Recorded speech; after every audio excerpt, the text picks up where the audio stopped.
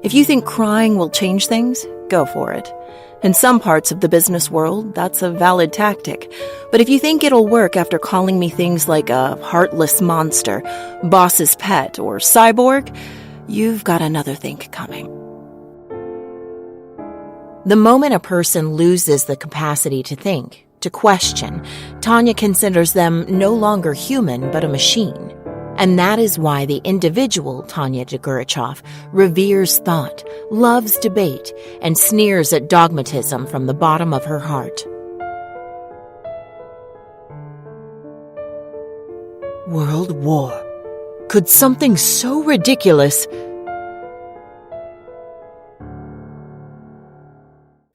really happen?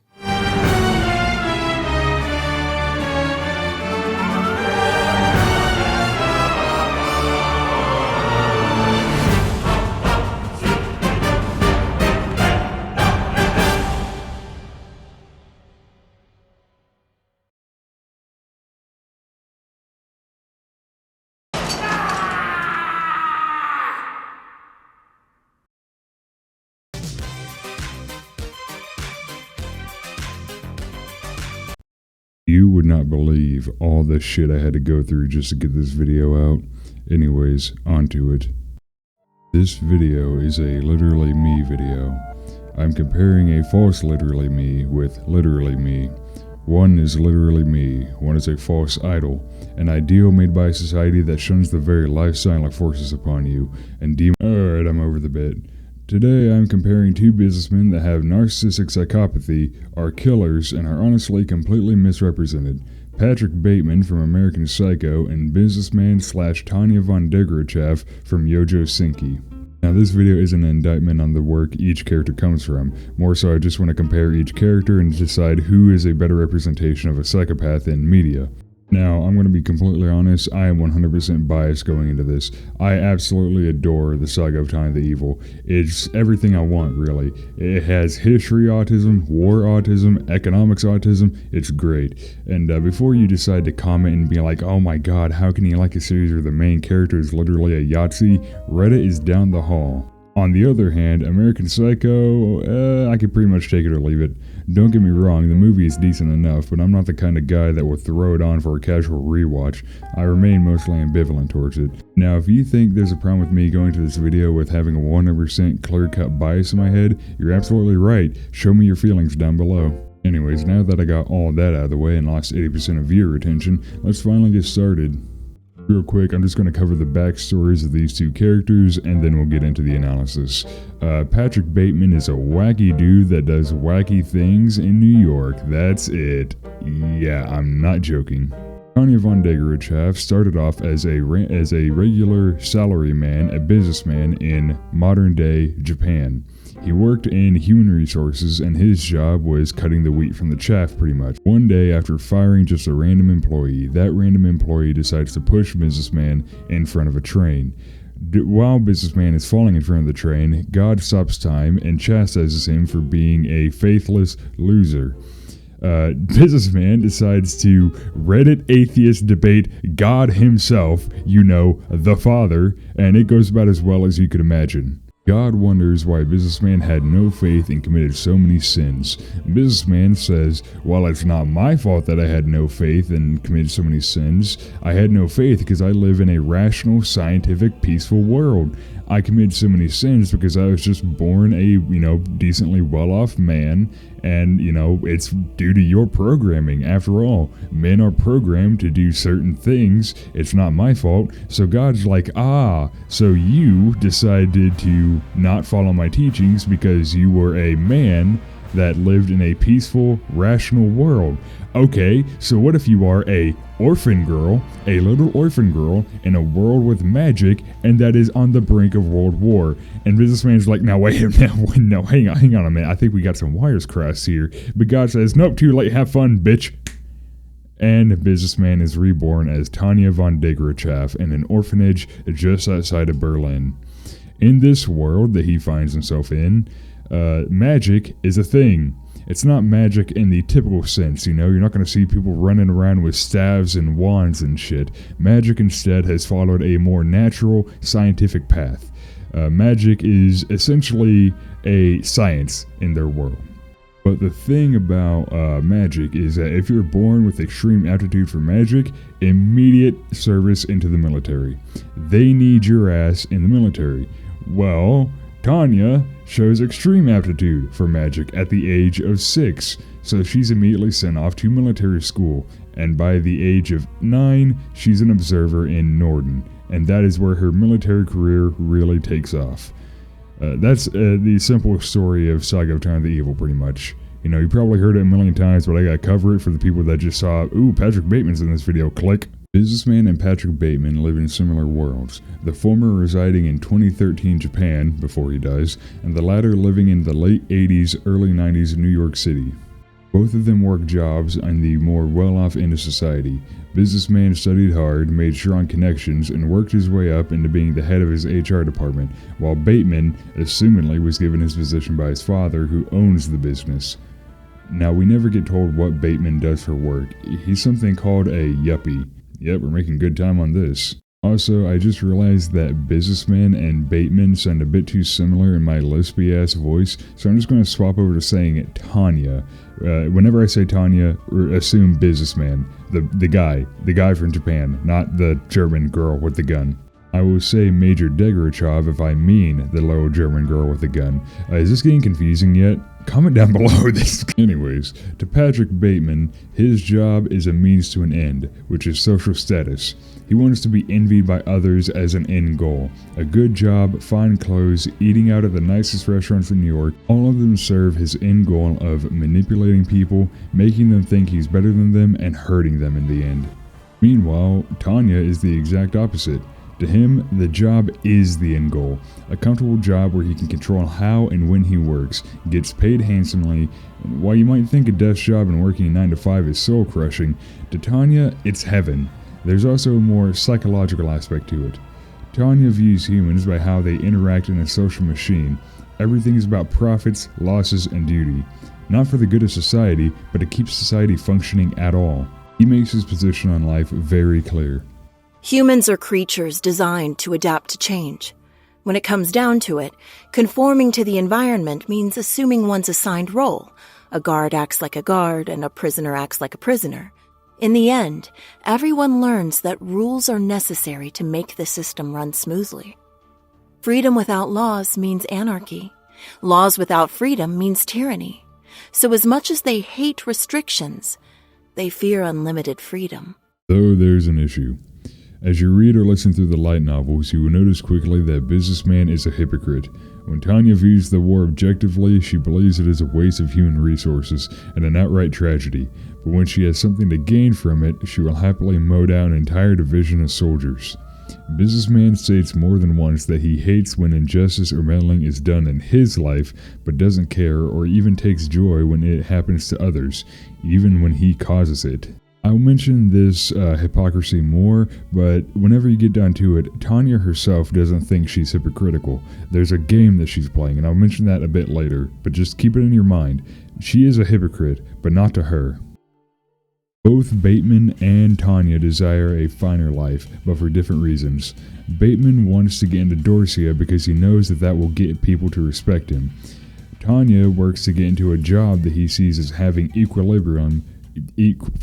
Why did I read? Tanya works to get into a job that she sees as having equilibrium between responsibilities, compensation, and power. Bateman himself is also hypocritical, but he uses that in his manipulation tactic. The views that he has are backwards. Bateman wants to fit in, but also stand out and be above others. He wants to show that he's the best while also considering himself to be wicked and contemptful. Bateman contradicts what he wants, but it's obvious he's just a status-obsessed thrill-seeker. He delights in sex and violence, but also spouts the need to increase societal good and use sex more as a social transaction. There's a lot of sex and violence towards women in this movie, by the way. Yeah, you could tell it was directed by a woman. Tanya views herself as a cog in the social machine. The purpose of his hard work, his social connections, everything he does is to further his career and make his life as successful as possible. He thinks of himself as a highly competent and rational genius with a good understanding of others, while also not standing out. However, he is actually a highly competent but warped genius that can barely grasp how much he stands out to other people. As for sex, both businessman and Tanya have more important matters, though both lament how being a little girl is extremely inconvenient up until they start getting shot at. Then they are very thankful to be a small target. Anyways, murder. Bateman has violent sadomasochistic urges stemming from both a sexual disorder and a rage towards his purposeless life. Now, at the beginning of the movie, it would appear that Bateman kills to get ahead in his social politics, but really, he just enjoys hurting others. He despises others. Those that have more than him, he is jealous of. Those that have less than him, he views as worthless. Tanya sees killing as a wasteful necessity. He hates that so much material and manpower has to be literally lost en masse. When it comes to Tanya's role as a soldier, she doesn't understand just how good she is at war. Not just from a strategic and operational standpoint, but she becomes a genuine terror to the enemies, and she just barely realizes this. She spends her entire military career lamenting how hard her job is, then going above and beyond any and all expectations both enemy and allies alike have for a 10-year-old girl. Furthermore, the act of killing does not thrill or excite Tanya, but the result of the killing fills her with pride and comfort. When she destroys an entire battalion, she isn't filled with blood or glory lust. She is just happy that she earned achievements and that there are less people that want her dead. Bateman kills because that's what psychos do, right? They kill people because they can't control themselves and are essentially just taking murder time bombs, right? Isn't that how they work? Kind of getting ahead here, but you're starting to see the shape that not both psychopaths are made equal, right? Tanya kills because that's her job. She isn't a psychopath because she kills. That would be like saying that everyone that ever served in the military at any point in time ever is insane. And now I really shouldn't have to clarify this, but no, they aren't. What makes Tanya and businessman psychopaths are their total disconnect from other people. They see the men that are around them dying, killing, fighting to stay alive as a means to an end, both ally and enemy alike. They're numbers. To them, it's human capital. For example, early on during her first tour in the trenches of the Rhine, Tanya is challenged by two men in her squad. She doesn't fight with them, she doesn't, punish them, she, does the simple thing. She has them promoted and sent back to a pillbox in her rear.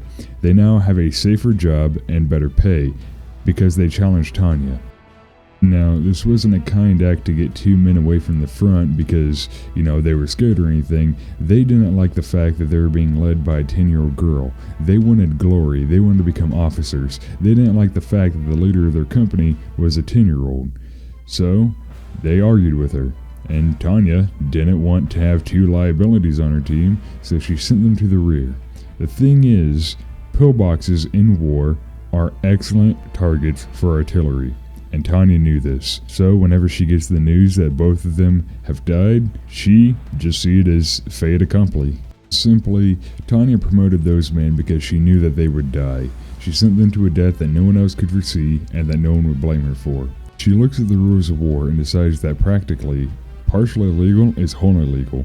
As she says multiple times, in terms of black and white, dark gray is simply just white. Tanya seems to form connections with her comrades, but really, she sees them as either a knife to attack with or a shield to defend with. She sees them in terms of usefulness, barely even human. Now, we could get into the argument over whether that's Tanya or businessman thinking like that, but that's out of the scope for this video. Anyways, moving on. Bateman cannot make emotional connections because he sees people as either worshippers or prey. Tanya can't make emotional connections because she doesn't see the same world as other people. The world to her looks like numbers, a giant spreadsheet of profits and losses. Every interaction is a business transaction. How she walks, talks, presents herself is according to the rules of etiquette whatever company she works for employs at the time. Bateman tries to manipulate people to get them to idolize him or to take advantage of him, but they still think he's a loser.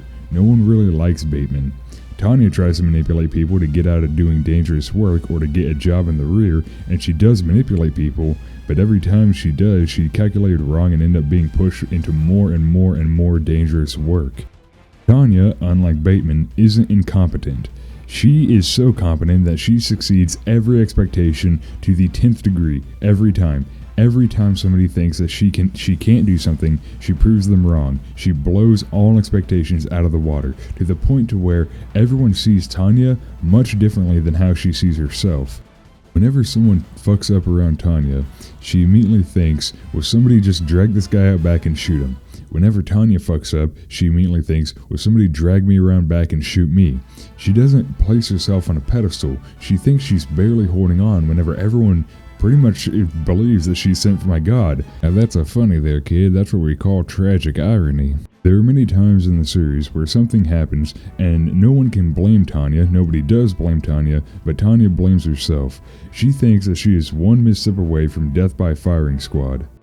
She consistently tries to manipulate people into getting herself a job in the rear, away from the front lines, but she fails each and every time, presenting herself as someone that's willing to go above and beyond, and has gone above and beyond, to further her career as a soldier, when all she wants is to go back in the rear lines.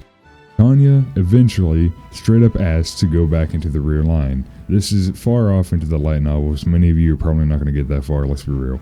But she finally asks just to be put back in the rear line. But by this point, she is fucked up consistently. She's made herself so useful and so indispensable that Zetor literally gets in her face and screams, "Why the fuck do you want to get out of being a soldier?"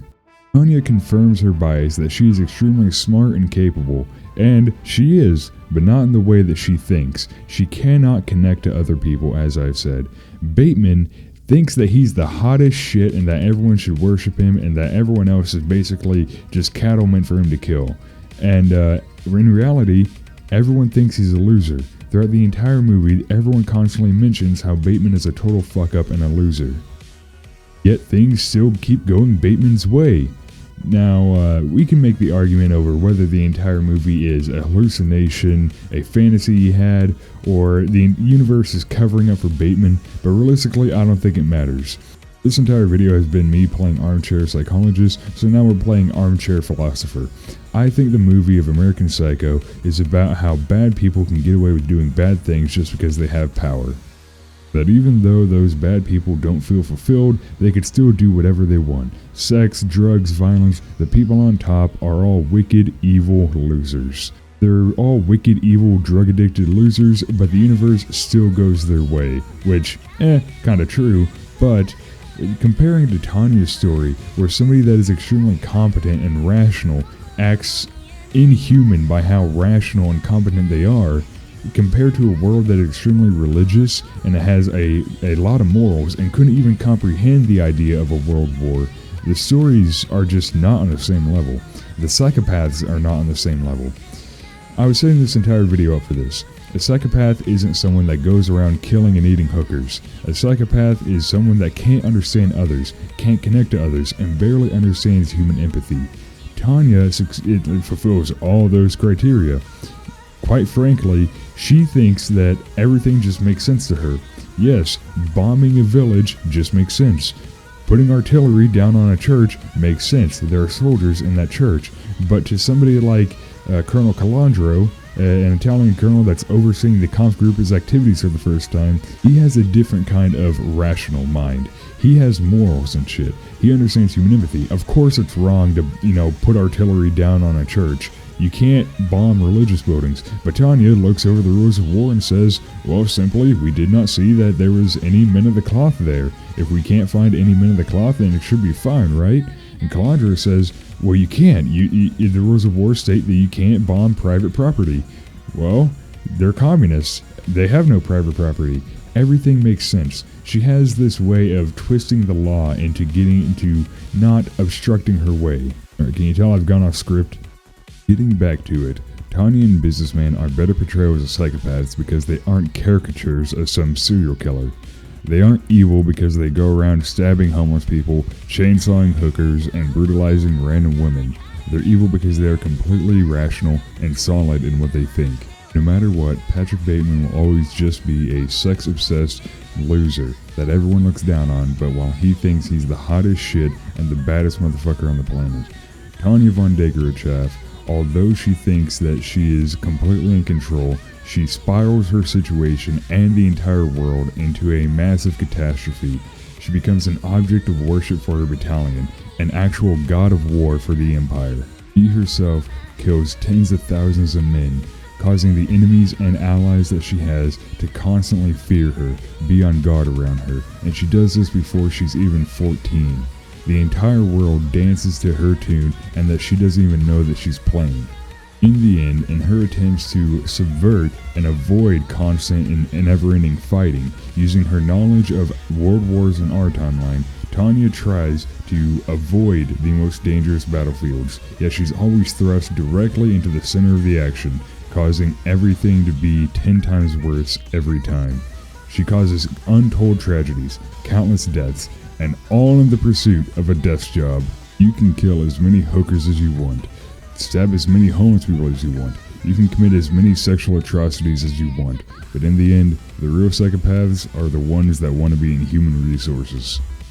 Well, that's pretty much all I have to say on the topic. If you disagree with me, if you agree with me, whatever, comment down below. Thank you for watching. If you did watch, be sure to share it, because I worked, you have no idea how much bullshit I had to put up with trying to make this video. But I just appreciate the click. I appreciate you watching. If you want to comment down below and call me a stupid bitch, hey, whatever, I deserve it. That's just fine. But thank you anyways. Always thank you. If somehow you're able to tolerate my inane ramblings, leave a like, subscribe maybe, if you feel like it. Subscribe to my Patreon. Eventually, whenever my friend gets out of college, I'll be able to put a bit more work into the visual novel whenever I get his ass into this country. Also, be sure to follow my streams. I'm going to potentially stream a funny little game series here soon. But thank you for watching. I shouldn't drag this out anymore. That'll be it. See ya.